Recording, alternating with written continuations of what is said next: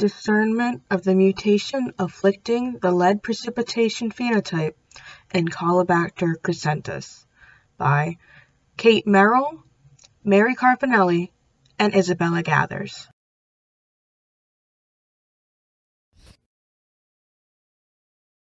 In regard to Caulobacter crescentus, we find that Caulobacter is a bacterium found in freshwater lakes and streams.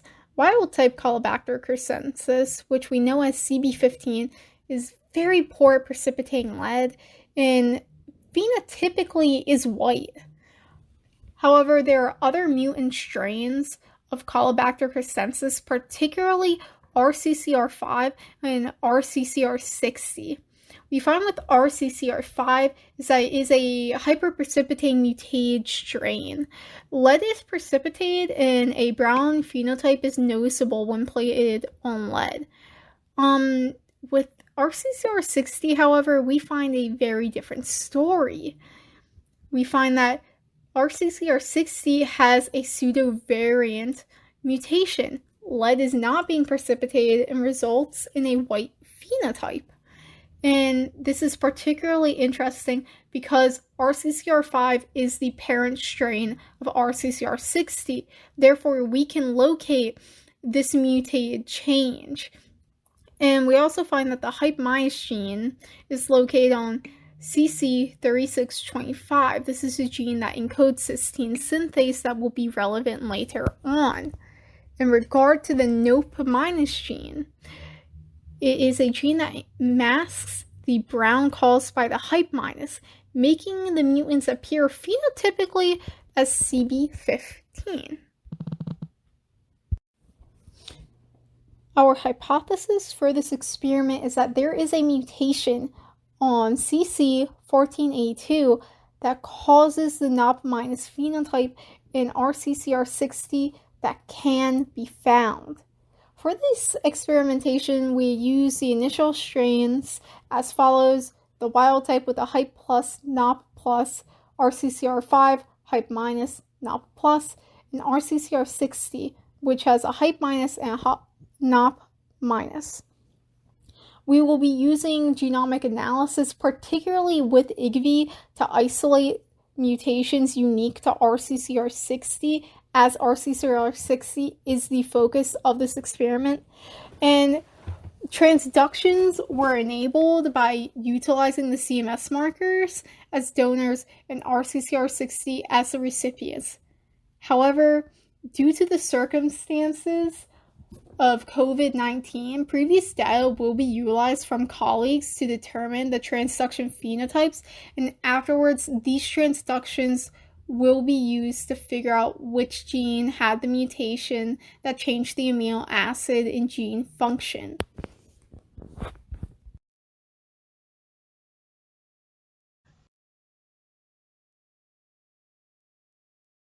Using an integrated genomics viewer, or IGV for short, we compared the mutated genomes of RCCR5 and RCCR60 to the wild-type genome of CB15. We combed through the mutated genomes to find any mutations that were not present in either RCCR5 or CB15, but were present in RCCR60. These mutations were then used to pick out what CMS markers would be transduced into the C. crescentus RCCR60 mutation. This data was gathered from our colleagues and mixed into our own found data and put into a list. This list included the mutation, the gene location, and what CMS marker should be used with said mutation. Figure 1 shows an example of what the integrated genomic viewer looked like. It showcased the genomes themselves, and each base pair altering from CB15 is highlighted in a different color. Figure 1 also shows what a mutated gene of interest would have looked like. The green line follows to the end of that section and is located solely in RCCR60. It is also highlighted in the top bar to show that it should be of interest. These CMS markers were created specifically for the genetic mapping of Caulobacter crescentus. There are 41 different CMS markers, each placed 100 kilobases apart from each other on the genome in between genes. If the phenotype in question is altered, or in this case, if the white phenotype turns brown, then the gene responsible is between those two CMS markers. The CMS markers used in this transduction were 16, 17, 21, 22, 26, 27, 30, 31, 37, and 38. Figure 2 shows where these CMS strains would be located specifically on the circular genome of Caulobacter crescentus.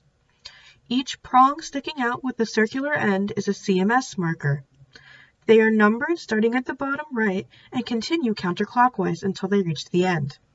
There are 40 CMS markers in total. The CMS phages were given to the authors, and those phages were diluted down into smaller concentrations with top agar.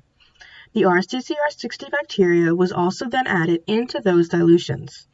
These dilutions were poured onto PYE plus kanamycin plates and stored in an incubator at 30 degrees Celsius overnight. The next morning, these plates were taken out of the incubator. Those with lawns or multiple overlapping plaques were flooded with PYE broth and put back into the 30-degree incubator for another few hours.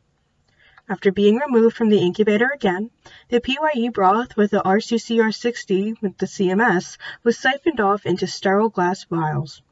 Enough chloroform was added to cover the bottom of the vial for protection and sterility. The phage was then stored at 4 degrees Celsius. The data we used was from our colleagues from past years, as we were unable to plate the new phage with the CMS. Plate data was reviewed, and the mutated gene causing the difference in coloration, i.e., why the RCCR bacteria was white instead of brown, was located based on the CMS markers. The mutation in this gene was again relocated using IgV. The codon itself was researched, and the reason for the brown coloration was discovered.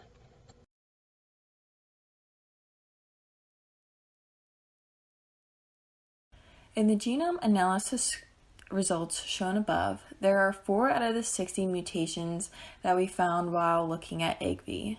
These mutations are unique to RCCR60, which is why we chose to look at them for further experimentation. They also have a CMS strain in relation to them so that we could perform the needed transductions. The transduction result strains are different from the last table CMS strains because these results are from Dr. Heck's Spring 2019 class.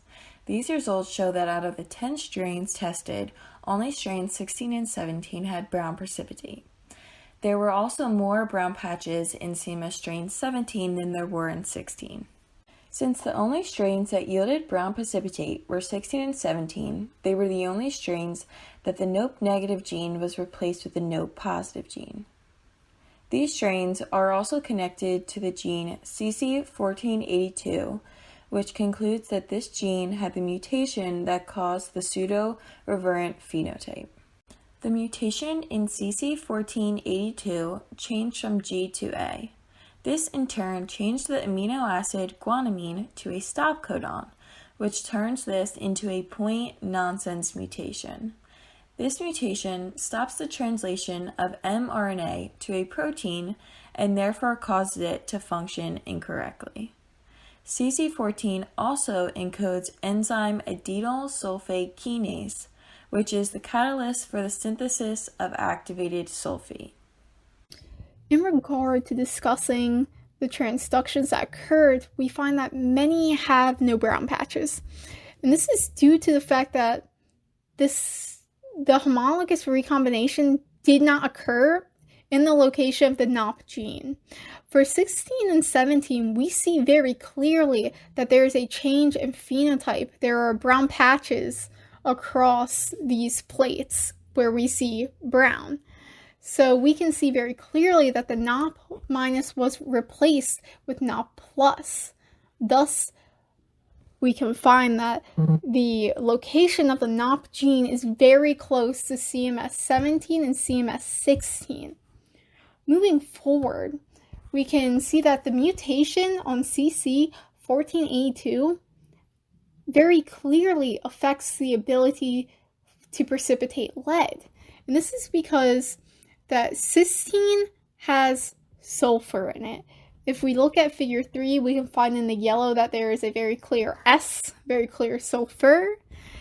So when the protein is rendered unable to function, sulfate is not being produced in amounts that are optimal for cysteine, because cysteine contains sulfur within its composition.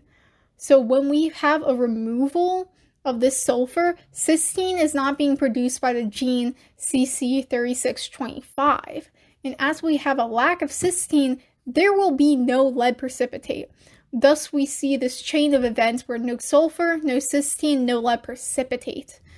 Moving forward to test what we just said in our discussion, we find that for further experimentation, we would just plate this strain on a minimal base with sulfur. If the issue is in regard to cysteine production, then very clearly if we add sulfate, then there should be no issue. Cysteine should be produced. If not, then the explanation we provided previously is incorrect, and we will need further experimentation. In regards to acknowledgements, the authors of this report would like to thank the following. We would like to thank the Prep Lab for providing the supplies and equipment utilized in this experiment. We would like to thank Dr. Gregory Hecht for providing the protocols and useful discussion needed in order to further analyze and complete this lab. We would also like to thank the colleagues who shared their data utilized in this report. Thank you, and stay safe. And here we have our citations. I hope you enjoyed this PowerPoint. Hope it was a great time for you, Gregory.